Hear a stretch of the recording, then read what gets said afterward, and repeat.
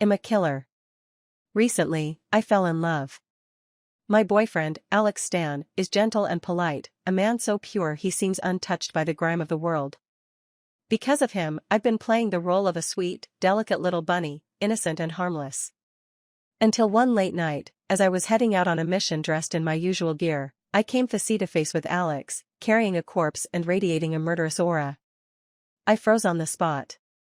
Coming home after a job, the metallic scent of blood still clinging to me, I was caught off guard when Alex called out. His voice soft as he ruffled my hair. "Where did you go?" Before I could come up with an excuse, his finely shaped brows furrowed in concern. "Are you hurt?" He reached out to check for injuries, and that's when I realized he must have smelled the blood. I stepped back, quickly hiding the blood-stained edge of my clothes behind me, and flashed him a bright, innocent smile. "What are you talking about? How could I possibly be hurt?" Not wanting him to press further, I leaned in and planted a quick kiss on his cheek before darting away. "I'm going to take a shower." It wasn't until I locked myself in the bathroom that I finally let out a sigh of relief. That was close. My carefully constructed image of a harmless little bunny had almost crumbled. After cleaning up, I stepped out of the bathroom to find Alex waiting for me in the bedroom. He was insistent on checking for injuries, clearly unconvinced by my earlier escape. There was no way I'd let him succeed. It was true I hadn't gotten hurt on this particular mission, but not long ago, during another job, I'd taken a nasty hit to my lower back. The wound still hadn't fully healed. Honestly, it's the main reason I've managed to keep up the pretense of sleeping in separate rooms all this time. Feigning exhaustion, I pouted and shooed him out of the room, convincing him to let me rest. Later that night, a sudden storm rolled in. Thunder boomed, lightning flashed, and rain pounded against the windows. Despite the chaos outside, I slept soundly. Until I felt a hand rest on my waist. Still half asleep, my instincts kicked in before my brain caught up. I lashed out with my leg, landing a solid kick. A low grunt echoed through the room, and I jolted awake. Heart pounding with panic and guilt. If I wasn't mistaken, that voice belonged to Alex. Biting my lip, I cautiously peeked over the edge of the bed. At that moment, a flash of lightning illuminated the room, casting a stark glow on Alex's face. His usually warm, gentle eyes were cold as ice, sharp enough to pierce through me.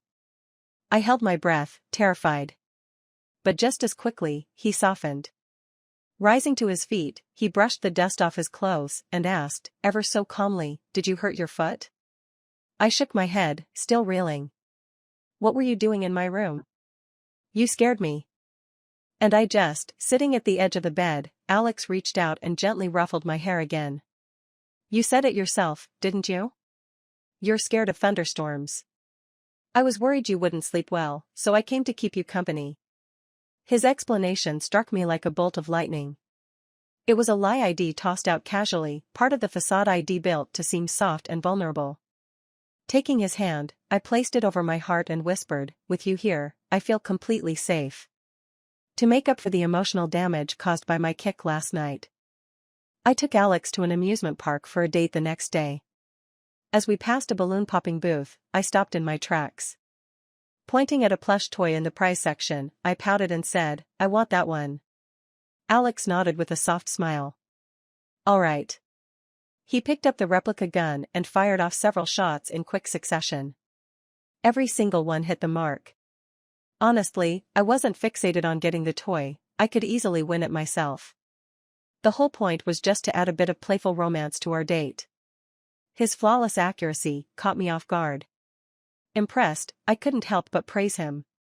"Wow. That's amazing. It's like you've practiced before." For some reason, his hand paused mid-action, and his next shot barely grazed the edge of a balloon, missing the mark. He continued shooting, still hitting most of the targets, but his movements had lost their initial decisiveness. Now, he seemed to carefully aim and adjust before each shot. In the end, he intentionally missed just enough balloons to win the plush toy I wanted. Hugging the prize to my chest, I beamed at him. "You're the best, babe." Alex's lips curved into a gentle smile. "Just luck. As long as you're happy." At that moment, another couple approached the booth. The woman glanced at the toy in my arms and whined to her boyfriend, her voice syrupy and high-pitched. "I want that one too." Her words sounded oddly familiar. I took Alex's hand, intending to leave, but the couple stepped in front of us, blocking our way. Apparently, it was the last plush toy available, and the woman wanted to buy it from me. This was a gift from Alex, I wasn't about to give it up. The woman scowled, clearly annoyed. "My boyfriend's really good at this game. If we hadn't gotten here late, you wouldn't have won a single toy." They stood firm, as if determined not to let us leave.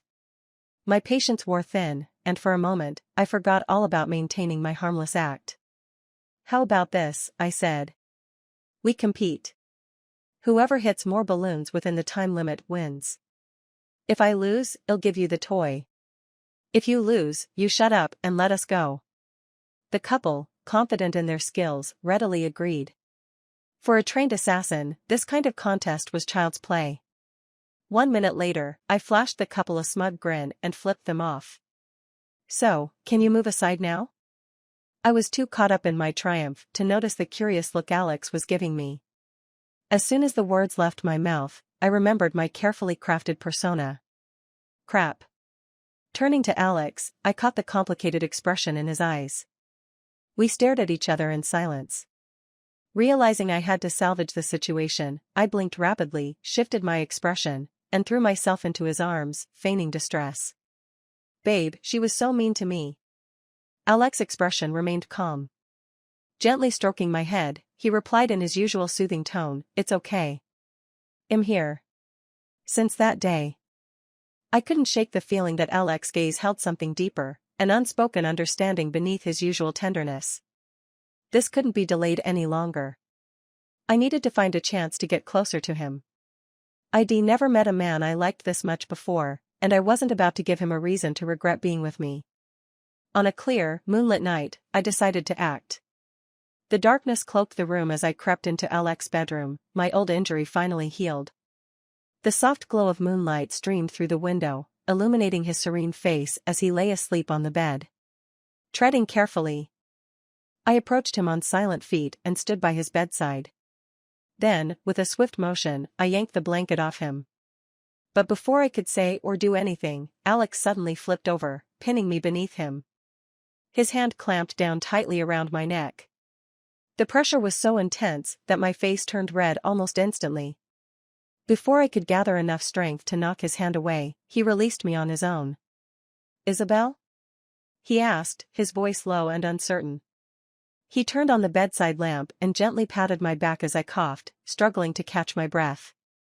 After a moment, I glared at him, suppressing my irritation. "What exactly were you trying to do just now?" Alex's lips pressed into a thin line, a flicker of guilt flashing across his handsome face. "I thought you were an intruder," he admitted. His eyes dropped, his tone carrying a faint hint of grievance. "After all, you've never come to my room at this hour. You were the one who said we should give each other space since we'd only just started dating." He wasn't wrong. To avoid temptation, and to let my injury heal properly, I made a point of never being alone with him late at night. Turning my face to the side, I huffed. "I don't care. You still choked me. I'm not talking to you anymore." Alex reached out, gently cupping my face and turning it back toward him. His voice softened, coaxing. "Honey, I know I was wrong." He pressed a light kiss to the corner of my lips, his tone so tender it could melt steel. "Will you forgive me?" I cast him a sidelong glance, pouting but saying nothing. Taking my silence as a sign of consent, he leaned in, becoming increasingly bold. Seconds later, I kicked him off the bed. With a thud, Alex hit the floor and climbed up from under the bed. His expression a mix of bewilderment and exasperation. "Isabel, do you really hate being close to me that much?" I froze, too stunned to speak, while internally screaming, "No. Let me explain." I genuinely wanted to get closer to Alex, but somehow, I kept ending up hurting him. After some serious reflection, I realized the fault lay with me. As a killer, Alex was the first person to ever pin me down in such a commanding way.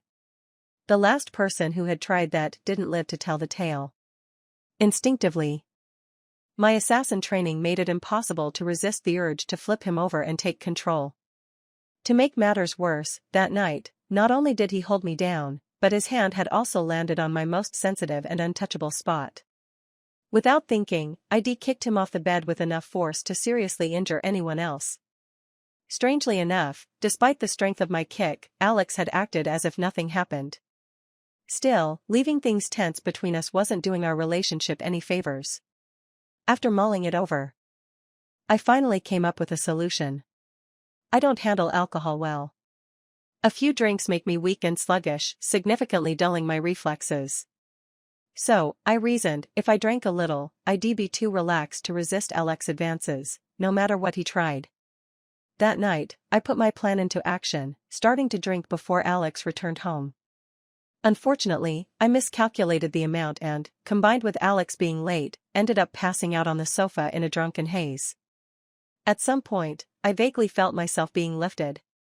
Alex carried me to bed. His arms steady and comforting. Though it might have been my imagination or the alcohol muddling my senses, I thought I caught a faint whiff of blood as I nestled into his chest. The next day, I adjusted my strategy. This time, I limited myself to just one drink. With flushed cheeks and a languid body, I melted into Alex's embrace. "I want kisses," I murmured, my words slurring slightly as I clung to him. As expected, the alcohol worked. My body relaxed, and any residual resistance to his touch faded away. In fact, I felt myself leaning into his warmth. Maybe a little too enthusiastically. In my slightly inebriated state, I reached out to lift the fabric of his shirt, intent on discarding the unnecessary barrier between us. But before I could do anything more, Alex's hand shot out, firmly gripping mine and stopping me in my tracks. The sudden pressure stung, and I looked up at him with a mix of confusion and hurt. "What are you doing?" I asked, my voice tinged with frustration. He hesitated for a moment before abruptly turning off the lights. In the darkness, his voice was soft and steady, but what he said completely baffled me. "I'm shy." "Shy?" I blinked, stunned, but the alcohol had dulled my ability to question him further. Still, something about his calm, almost too perfect tone left me puzzled. The next morning, Alex woke me up. He was already fully dressed, his demeanor back to the polished, gentle man I had fallen for. Last night's version of him seemed like a distant memory. Not that I minded, the contrast was undeniably alluring. Feeling a bit sore in my waist and legs, I clung to him coquettishly, insisting he carry me to the wardrobe to pick out clothes. When he opened the wardrobe, something tumbled out onto the plush carpet with a dull thud. We both looked down at the object, a compact 57-15 handgun, adorned with a pink ribbon tied in a neat bow. The air grew thick with tension.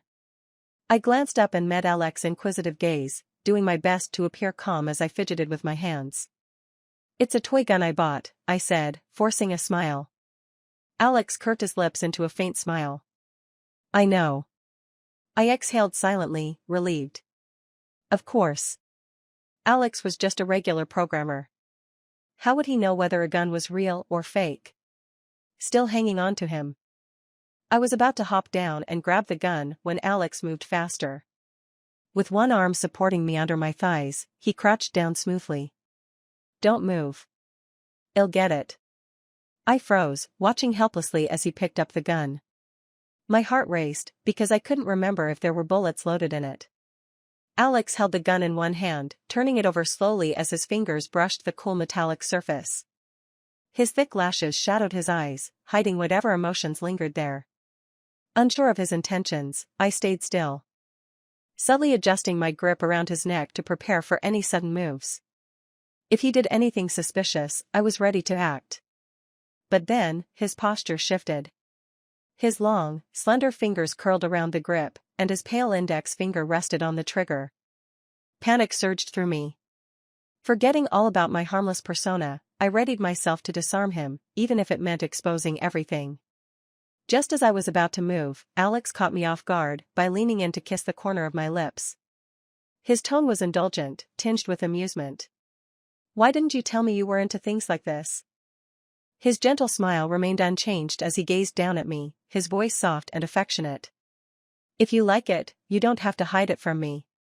Whatever you want, I'll get it for you. I loosened my grip on his arm, silently thinking, if only you knew how much you don't know about me. Still, I couldn't help but feel pleased with his response. This was the man I'd chosen, after all. Hooking my arms around his neck, I leaned forward and kissed his handsome face. Just as I started to relax, he pressed the barrel of the gun against my waist. The cold touch sent a shiver down my spine.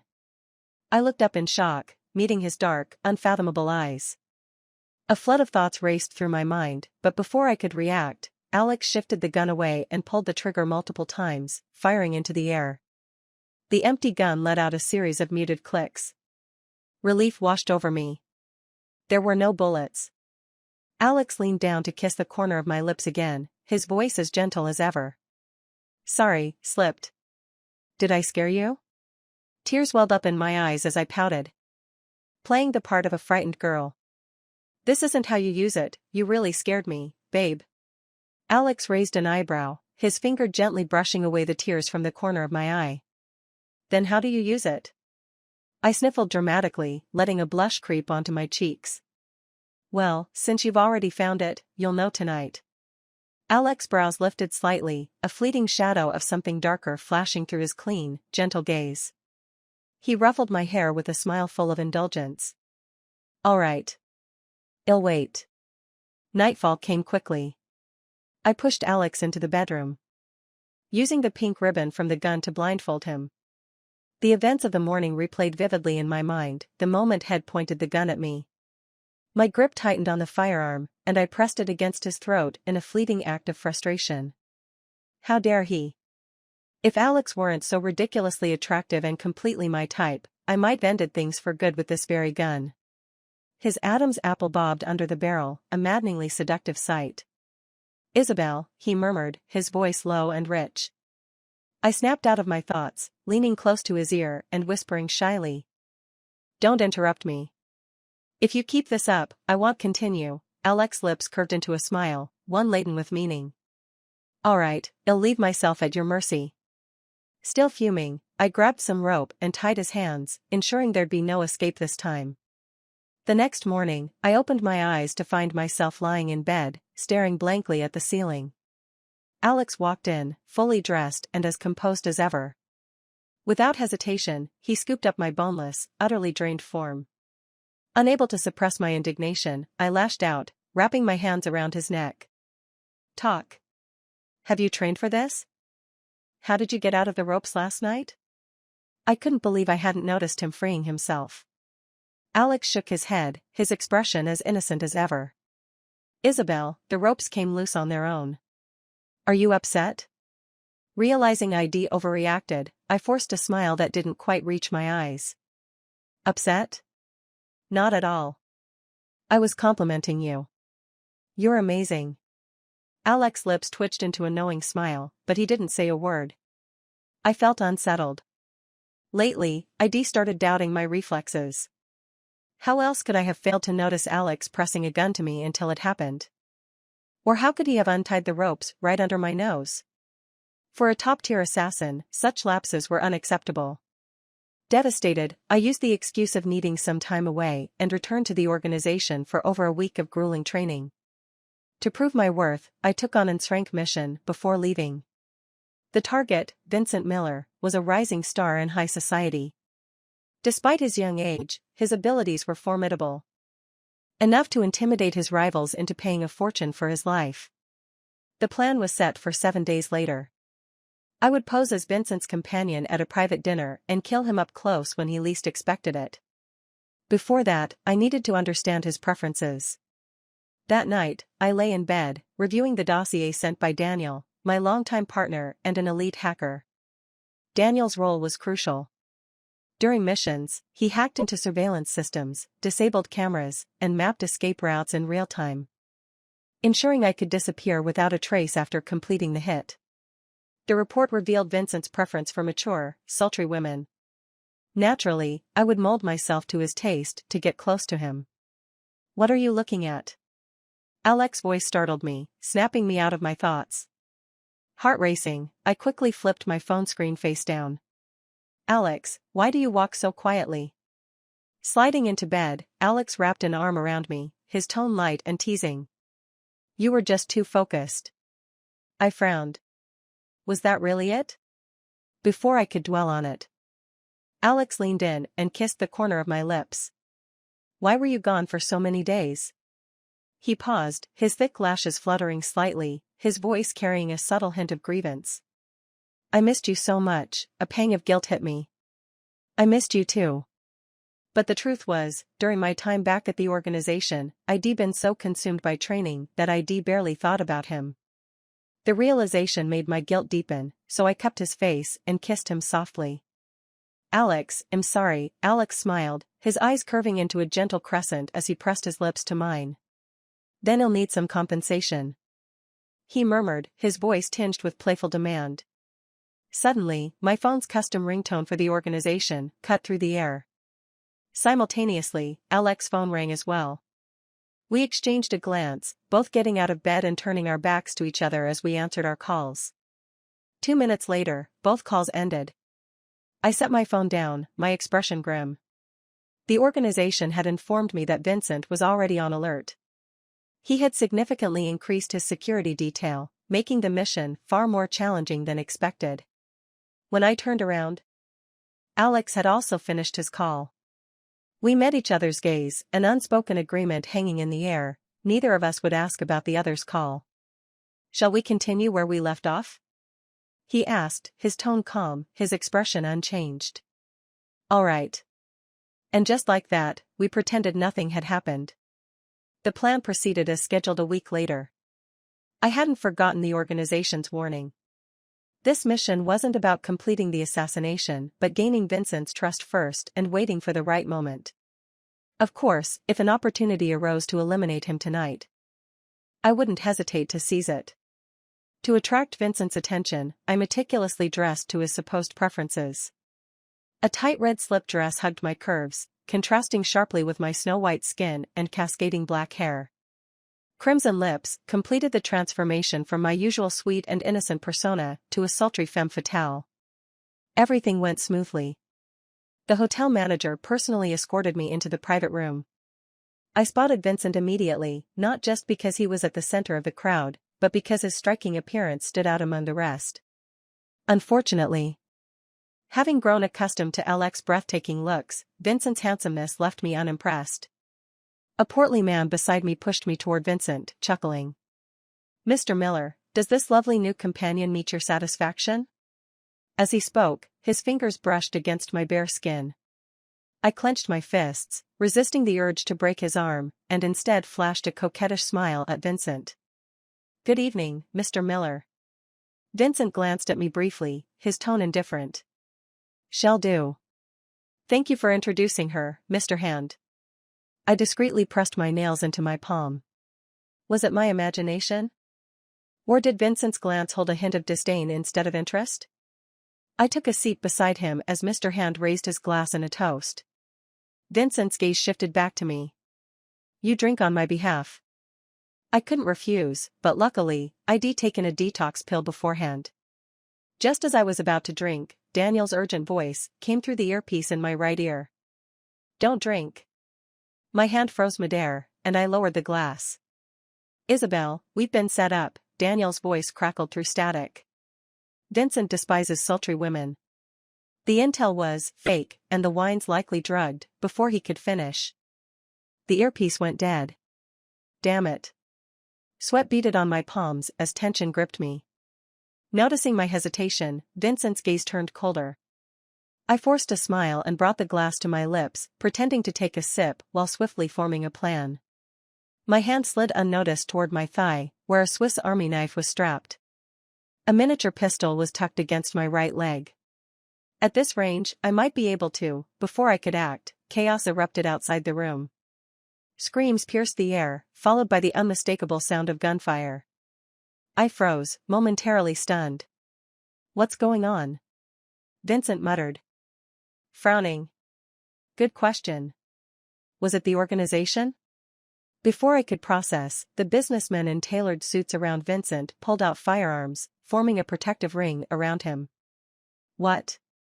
So, they had been expecting me all along. The door collapsed under a hail of bullets, and Vincent's men immediately shielded him, escorting him toward the exit. Vincent didn't forget to shout, "Bring the woman with me." Like hell I'd comply. I grabbed a man playing dead under the table, spitting the wine I'd held in my mouth onto his clothes. Using him as a human shield, I navigated the chaos and threw his bullet-riddled body aside as soon as I found cover. Serves you right for groping me earlier. I ducked into another private room and found a woman cowering in the corner. Knocking her unconscious, I swapped my dress for her white one, wiped off my lipstick, and tousled my hair. Stumbling out of the building with the panicked crowd, I turned a corner and collided into a familiar figure. Looking up, I met Alex's deep, dark gaze. He was dressed in a black tactical jacket and cargo pants, his pockets bulging on both sides. His thin lips pressed into a firm line, and a frostiness settled between his brows, radiating an unapproachable chill I had never seen before. My instinct screamed caution, and I took 2 steps back. Why was Alex here? And dressed like that? Flashes of overlooked details surfaced in my mind as doubt crept in. Before I could voice my suspicions, Alex's expression softened. He tucked a stray strand of hair behind my ear and sighed. How did you end up looking like this? Without asking anything further, he took my hand and began to lead me away. But I wasn't ready to let this go. Breaking free of his grip, I reached for his pocket. What's in here, Alex? Why so bulky? If I wasn't wrong, Alex calmly stopped me, pinning my hand. Don't touch. They're guns. You might set one off. Then, as if to reassure me, he pulled 2 pistols from his pockets and tossed them to the ground. For good measure, he kicked them several feet away, out of reach. I stared silently at the guns lying 5 or 6 meters away. Honestly, I couldn't read this man anymore. While my thoughts ran wild, Alex didn't even bother to come up with an excuse. His composure was maddeningly unshaken, as though nothing unusual had happened. Our eyes met. Fine, 2 can play this game. Plastering a sweet smile on my face, I said, Alex, I'm craving your spaghetti. Let's go home. Alex's expression softened as he ruffled my hair, his voice as gentle as ever. All right. Let's go home. Back home, I quickly locked myself in my room and called Daniel. That's when I learned that his equipment had been hacked, which was why we'd lost contact during the mission. You're okay, that's what matters, Daniel said, his voice laced with frustration. The opposing hacker was insanely skilled. I couldn't find a workaround in time. Daniel was one of the best hackers out there, and yet Vincent's people had outmatched him. Massaging my aching temples, I realized just how tricky this mission was turning out to be. Forget about that for now, I said. I need you to dig into Alex's background. Fast. When Alex and I first started dating, my boss, Mike, had advised me to stay cautious. But back then, Alex's image in my mind was so pure and spotless that I never doubted him for a second. Now, it seemed like it had all been an act. Isabel, I've got something, Daniel said, sending over the results. I opened the file and frowned. It was spotless. Alex's profile matched the clean-cut, gentle image he had always presented. There's nothing suspicious here, Daniel said. Why are you checking up on him? He's my boyfriend, I replied flatly. There was silence on the other end, followed by the sound of furious typing. Okay, hold on. No way he's that clean. I'm hacking his computer right now, there's gotta be something he's hiding, got it. Damn.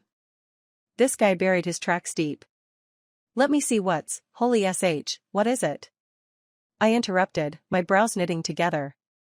Daniel hesitated for a moment before finally responding, his voice heavy.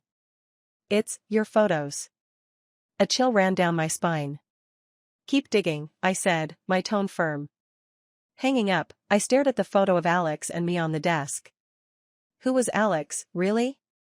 Why had he been at the scene earlier today? Was he with me for some ulterior motive? Isabel, the spaghetti's ready. Come eat, Alex's voice called from outside the door, pulling me from my thoughts. Forcing myself to sound calm, I replied. Coming. I had to admit, Alex's spaghetti was exceptional. While his overall cooking was average, this dish was always flawless.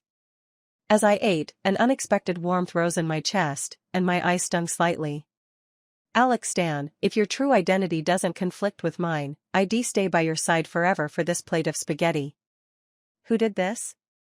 I was mid-bite when Alex suddenly grabbed my wrist. Following his gaze, I saw the reddish-purple bruise on my arm, a souvenir from using hand as a human shield earlier. It wasn't serious, but my pale skin made it look far worse than it was. Pulling my hand back, I said casually, "Nothing, just a little accident." Alex hummed softly, his eyes flashing briefly with an unreadable coldness. "How can you be so careless?" Before I could respond, he leaned down, kissed my cheek, and said gently, "Take your time eating. I have to step out for a bit." I blinked in surprise. "So suddenly?" He nodded, his tone as steady as always. "All right," I said. "Come back soon." Once he left, I seized the opportunity to search his room. I combed through every corner, but nothing seemed out of place. Just as I was about to give up, my phone buzzed with a call from the organization. After the call, I quickly returned to my room and prepared my gear. It turned out that the earlier chaos at the hotel wasn't caused by my organization, but by another assassin group targeting Vincent. Vincent had been hit and was now hospitalized, a prime opportunity to finish the job. I contacted Daniel to discuss a plan, and an hour later, I was driving toward the hospital where Vincent was being treated. I didn't expect to run into Alex in the hospital parking garage, of all places. His face was calm, but his aura still carried a chilling edge of violence. Over his shoulder was a corpse, its lifeless form swaying slightly as we locked eyes.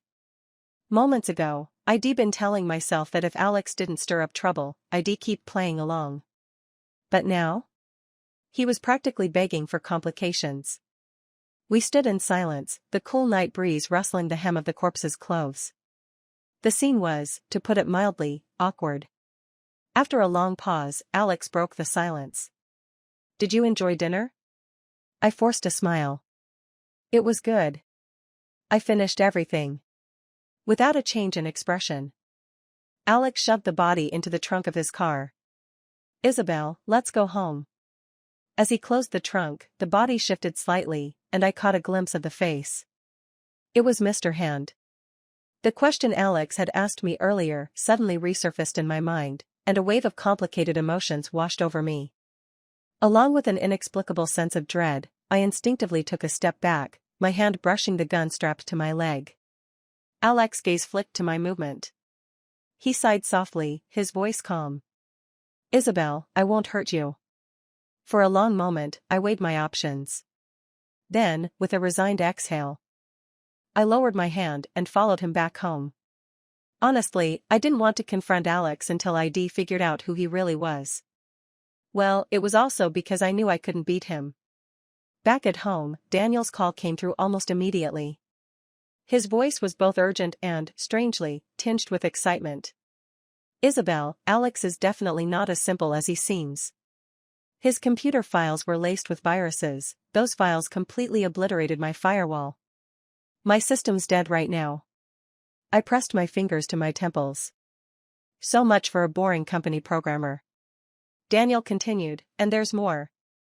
His coding style is eerily similar to that of Vincent's top hacker." My lips twitched. "Dan, why do you sound so thrilled?" There was a brief pause before Daniel mumbled, almost shyly, "If it's really him, then he's the first guy to outsmart me twice.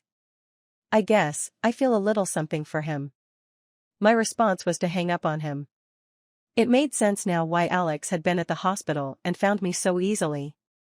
Still, it didn't matter anymore, I couldn't keep pretending with him. With that thought, I quickly packed a few essential items, locked my bedroom door, and climbed out the window. As I drove away, an inexplicable feeling made me glance up at the balcony. There, on the 6th floor, a shadowy figure stood motionless. Even in the dim light, I could make out Alex's silhouette. A flicker of red from a cigarette illuminated his sharp, ruthless face as he quietly watched me. The intensity of his gaze sent a chill down my spine. Without hesitation, I turned back to the wheel and sped away into the night. Back at the organization, I tried to recalibrate. I admitted to myself that I couldn't bring myself to harm Alex, at least not yet. But our identities were fundamentally opposed. I needed to let go of everything that had happened between us, to prepare for the next inevitable confrontation when I wouldn't hesitate to act. That was the plan. Unfortunately, some people were already under Alex's influence. For instance, Isabel. Alex says he's learned how to make seafood risotto and wants to know when you're coming home to try it. Isabel. Alex says the boutique you like just got new arrivals. He bought the entire collection and wants to know when you'll go try them on. Isabel. Alex says he got a batch of 98K submachine guns and dyed them all pink because he knows you'll love them. Isabel. Alex says, I snapped, gritting my teeth. Shut up. Daniel, however, was relentless. After his firewall breach, had emailed Alex directly, asking how he managed to break through his defenses. To my shock, Alex actually responded, helpfully explaining his method before planting a fresh virus on Daniel's system. It took Daniel ages to recover. But instead of resentment, his admiration for Alex only grew. He continued to pepper him with technical questions, leading to an increasingly friendly exchange between the two. Daniel eventually revealed that Alex not only knew our exact movements during the previous Vincent mission but was also aware of the other assassin group's plans that day. Those killers had met a gruesome end, but the chaos had left Vincent with another gunshot wound. He hadn't died, but he was confined to bed for months, a small victory, at least. I glared at Daniel. Do you remember who your boss is? Looking sheepish. Daniel replied weakly, Mike? I sneered. At this rate, you're Alex's little brother. Get out, and don't mention him to me again. With Daniel a lost cause, I had to rely on myself. At least Vincent's injury bought me time to train and prepare. Next time, I'd finish the job without hesitation. A month later, I was ready. Despite Alex's occasional meddling, I stayed focused, determined to succeed. 2 days later, I infiltrated the hospital, disguised as a nurse assigned to Vincent's care. His injuries had mostly healed. And he was close to being discharged. This might be my last chance. When I entered his room, Vincent wasn't there, but someone else I knew all too well was. Alex. Perfect. I'd kill Vincent and take Alex hostage as a bonus. Carrying a tray of medical supplies, I placed it down carefully, casting Alex a fleeting glance. He was reclining in a chair, eyes half closed, watching a video on his laptop. I strained my ears and caught the audio. Cut the steak into chunks suitable for stewing, season with salt and black pepper, and marinate for 10 minutes. For a richer crust, lightly coat the steak with flour. My gaze lingered too long, and Alex's sharp eyes flicked up, locking onto mine. For a few tense seconds, we stared at each other. Thank goodness for the mask and makeup, I hoped he wouldn't recognize me. Alex raised a brow. You're new? I nodded, pitching my voice higher. Yes, I'm here to change Mr. Miller's bandages. He's in the restroom, Alex replied casually before standing and closing the distance between us. My back hit the wall as he leaned in, his eyes dropping to my ill-fitting uniform. Nurse, your clothes don't seem to fit. I looked down. Internally cursing. Of course, they didn't, it wasn't my size to begin with. Before I could respond, Vincent returned to the room. He eyed me warily. I don't recall seeing you before. Alex intervened smoothly. She's new. Lie down so she can change your bandages. With Alex vouching for me, Vincent relaxed and complied. As I unwrapped the bandages, Vincent's toned abs came into view. The sterile smell of the hospital stung my nose, and I couldn't suppress a dry heave. Vincent's expression darkened. Am I so disgusting? I quickly backtracked. Not at all, Mr. Miller, behind me. Alex's amused chuckle broke the tension. Vincent's face turned stormy. Alex, are you mocking me too? Alex barely stifled his laughter. Sorry, I couldn't help it. Struggling to suppress my growing nausea, I interjected, please don't argue because of me. I just feel a little. Before I could finish, a wave of nausea overtook me. I turned away, pulled down my mask, and retched. Alex's demeanor shifted immediately. He crossed the room in 2 strides, concern evident in his expression. "Isabel, are you?" I raised my head, meeting his worried gaze. "So, you recognized me all along?" I muttered. Another dry heave left me too weak to resist as Alex scooped me into his arms. "Is it?" He trailed off, his eyes flickering with something I couldn't identify. "Panic?" Without waiting for confirmation, he carried me toward the door. Behind us, Vincent's baffled voice called out, "Alex, who is she? Where are you taking her?" The question reminded me of my mission. I pulled a hidden pistol, aiming it backward as I prepared to fire. Alex reacted instantly, grabbing my wrist and tossing the gun aside. His voice was tight. "Don't." Not giving up. I reached for the knife concealed in my pocket. But Alex disarmed me just as quickly, tossing the knife away and snapping at Vincent, "Don't follow. She's here to kill you." Leaving a bewildered Vincent behind, Alex strode out of the room, holding me tightly as we disappeared into the hospital corridor. I'm a failed assassin. Not only did I fail my mission, but am now carrying the child of someone from the opposite side. Sitting in the clinic, I stared blankly at the ceiling in the examination room, a wave of melancholy washing over me. Beside me, Alex stood with a serious expression, listening attentively to the doctor's instructions. "The fetus is healthy, so don't worry too much. Just maintain a regular routine, no late nights, early to bed, early to rise. Keep a positive mindset and avoid stress or overexertion." Before the doctor could finish, the door burst open, and Vincent stormed in with his men. Alex immediately moved to shield me. "Alex!" Vincent snapped, his voice laced with disbelief. "This woman has tried to kill me multiple times, and you're still protecting her?" Reaching for my last concealed weapon, I aimed the gun at Vincent. The fool. He had the audacity to come to me himself. Clearly, he didn't expect me to have one gun left. But before I could pull the trigger, Alex disarmed me in a single, effortless motion, sending the weapon flying. "Isabel," he said, his tone calm yet firm, "you can't harm him." I stared at my empty hand in disbelief. The ease with which Alex neutralized me made my month of intense training feel like a joke. Vincent, now smug, sneered with satisfaction. "Alex and I have years of camaraderie, something you could never compete with." Alex was silent for a moment before speaking in a low voice. "Vincent, if you don't say it out loud, you can pretend it's true." Ignoring Vincent's indignation, Alex addressed his man behind him. "Put your weapons down. She's pregnant. Don't scare her." Vincent's eyes widened in shock. "She's pregnant?" Honestly, I was just as surprised. How did this happen? I'd been so careful. Thinking back to that month of rigorous training, I couldn't help but marvel at this baby's resilience. It was undeniably Alex's child. At this point, killing Vincent was impossible. I turned my gaze to Alex. "Have everyone leave. You and I need to talk." For all this time, I still didn't fully understand Alex's identity. Hacker? Assassin? What exactly was his role? And what was his relationship with Vincent? I needed answers, because I'd decided to keep this child. Having grown up abandoned by my parents and raised as a killer by Mike, I couldn't bring myself to terminate the pregnancy. Alex revealed everything.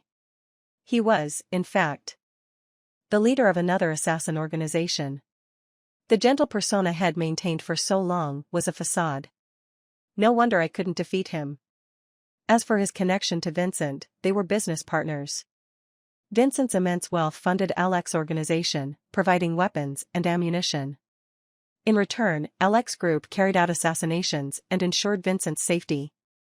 That explained why Alex refused to let me kill Vincent. When I questioned Alex about his motives for dating me, he claimed it was purely because he was captivated by my beauty and intellect, nothing more. I couldn't refute that. So I pressed further, asking when he had discovered my true identity. He admitted he began to suspect after our amusement park date, and subsequent events only confirmed it. In other words, my carefully curated innocent persona had been completely dismantled in his eyes long ago. Why didn't he confront me then? Alex's lips curved into a faint smile as he explained. You looked so adorable trying to hide it that I enjoyed playing along. I never felt the need to investigate further. Even he hadn't expected that we'd eventually end up on opposing sides. Back at the organization, I reported everything to Mike. Surprisingly, he wasn't angry. Instead, he instructed me to keep the child and assured me that Alex and his organization wouldn't be pursued.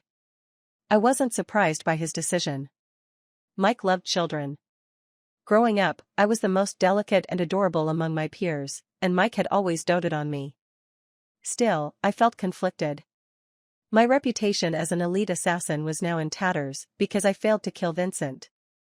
Mike, sensing my unease, patted my shoulder and said simply, "Believe me, someone will take over it." A few days later, news spread that the client who hired me to kill Vincent had mysteriously died at home. Alex, casually resting his hand on my still flat belly, remarked, "Assassins take money to kill people. Now that the client's dead, there's no need for you to fulfill the job."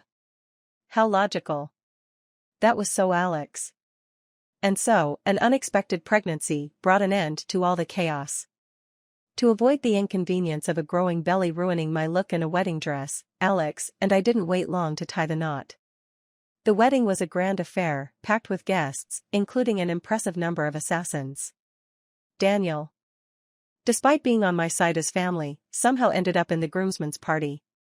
Vincent also showed up, though he looked anything but thrilled, his face as long as a rainy day.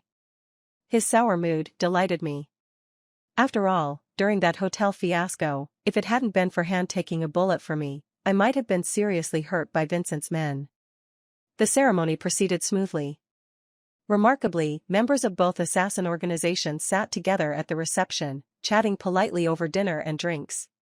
After exchanging vows, Alex and I shared our first dance. Meanwhile, at the tables, my assassin friends and Alex's assassin friends seemed to be having a surprisingly good time.